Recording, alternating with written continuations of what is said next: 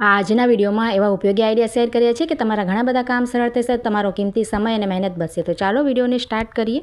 આપણે કારેલા જ્યારે પણ કટ કરીએ ને તો તેના બીજ આપણે આ રીતના કટ કરતાં જ આપણે આ રીતે કાઢતા હોઈએ, પણ તેમાં છે ને ક્યારેક ખૂબ જ ટાઈમ ખરાબ થાય અને આ રીતના આપણે ક્યારેક ભરેલા કારેલા બનાવીએ ત્યારે પણ આપણે આ રીતે અંદરથી બીજ બધા કાઢવા પડે છે. તો આ રીતે જ આપણે નોર્મલી કાઢતા હોઈએ. તો આજે હું તમને તેને બીજ કાઢવા માટેની ખૂબ જ સરળ અને એકદમ સહેલી રીત બતાવું છું. જો આ રીતે આપણે કારેલાને પહેલાં તો છોલી લઈએ અને ત્યાર પછી આ રીતના જે ઉપરનો તેનો કૂણો ભાગ હોય છે ને તેને આ રીતે આપણે કટ કરી લઈએ. ત્યાર પછી આપણે છે ને આ રીતની એક ચમચી સ્ટીલની લઈ લેવાની. જો આ રીતની ચમચી છે ને કઠણ, તે આપણે લઈ લઈશું અને તેનો જે પાછળનો ભાગ હોય છે ને તમે આ રીતે કારેલામાં ફેરવશો ને નાખીને તો બધા જ સરળતાથી તેના બીજ ખૂબ જ સહેલાઈથી નીકળી જશે. આપણો ટાઈમ પણ ખરાબ ન થાય અને જુઓ ખૂબ જ સરળતાથી આપણે કારેલા કટ પણ થઈ જશે, ફટાફટ થઈ જશે કામ આપણું. જુઓ તમે જોઈ શકો છો. જો આ રીતે તમને બીજી વખત પણ બતાવું છું. આપણે અડધું પણ આ રીતે કરી વચ્ચેથી અને ત્યાર પછી પણ ચમચી આ રીતે ફેરવી લેવાની અંદર. જુઓ જરાકમથી તમે કરશો ને તો બધા જ બીજ તમારે નીકળી જશે. આ રીતે આપણે ક્યારેક રસગુલ્લાના કે ગુલાબજામુનના જે પતરાના ડબ્બા આવે છે ને આ રીતે આપણે લઈએ છીએ તો ખૂબ જ તેનો સરસ તમને ઉપયોગ બતાવું છું. અહીંયા છે ને મારે અડધો કિલોનો છે, આપણે કિલોનો પણ આવે છે, એટલે કે 1 કિલોનો પણ આવે છે. અહીંયા આપણે 500 ગ્રામનો છે. તો તેને તો પહેલાં સરસ આપણે ધોઈ લેવાનું, આપણે ખાલી થઈ જાય એટલે.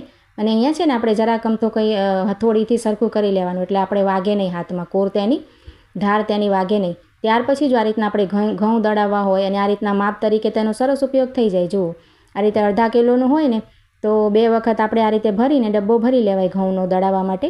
અને જો મોટો હોય તમારે 1 કિલોનો તો તેમાં એક વખત આપણે ભરીને નાખી દઈએ. તો ખૂબ જ સરસ આઈડિયા છે, ટ્રાય જરૂરથી કરજો.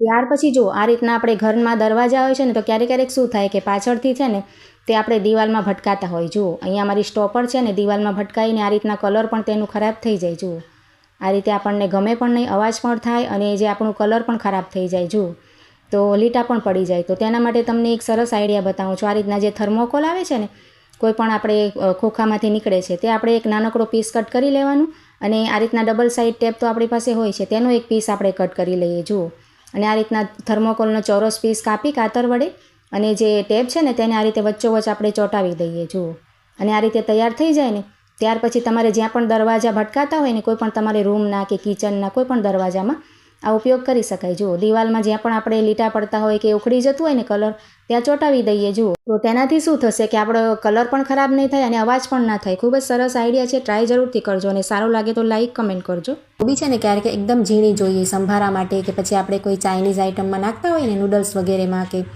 તો આ રીતે છરીથી કાપીએ ને તો ટાઈમ પણ ખૂબ જ જાય છે અને એકદમ જાડી કપાય છે. તો તમને એકદમ ઝીણી કોબી કાપવા માટે અને એકદમ ફટાફટ માટેની આ ટિપ્સ છે. જુઓ આ રીતે પિલર આવે છે ને આ રીતે આપણે છોલતા હોઈએ બટેટા ડુંગળી, એનાથી આપણે આ રીતે કોબી કટ કરીશું ને તો આપણે 2 ફાયદા થશે. જો આ રીતે આપણે ઝીણી કોબી એકદમ કપાશે અને એકદમ ફટાફટ થઈ જશે. તમે આ રીતે જો તમને કાપીને બતાવું છું કેટલી ઝીણી કોબી કપાય છે અને વાર પણ નથી લાગતી. જો આ રીતે આપણને છરી વગેરે આપણે લાગવાની પણ બીક નહીં રહે. અને તમે જોઈ શકો છો આપણે જે નૂડલ્સમાં એકદમ બારીક કોબી જોઈએ આપણે એકદમ ઝીણી તો જુઓ એકદમ ઝીણી થશે અને ફટાફટ થઈ જશે. આ તો હું તમને વિડીયોમાં બતાવું છું ને એટલા માટે મને વાર લાગી છે. જો આ રીતે કોબીને તમે જોઈ શકો છો આપણે સંભારામાં સરસ લાગે. આ રીતે તમે ટ્રાય જરૂરથી કરજો એકવાર, ખૂબ જ સરસ આઈડિયા છે.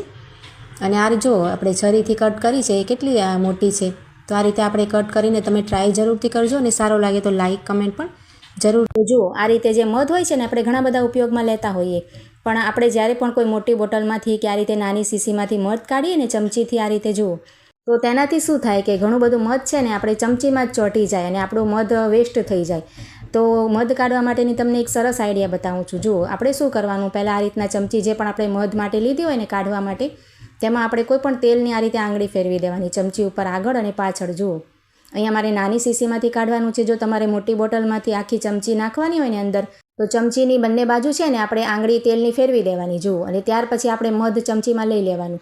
તો તેનાથી શું ફાયદો થશે કે મધ જરા પણ ચમચીમાં ચોટશે નહીં. જુઓ તેલ લગાવવાથી શું થશે કે આ રીતે સરળતાથી મધ બધું જ આપણે નીકળી જશે. જુઓ ચમચીમાં છે ને જરા પણ મધ ચોટશે પણ નહીં, આપણે મધ પણ વેસ્ટ ન થાય. જુઓ તમે જોઈ શકો છો.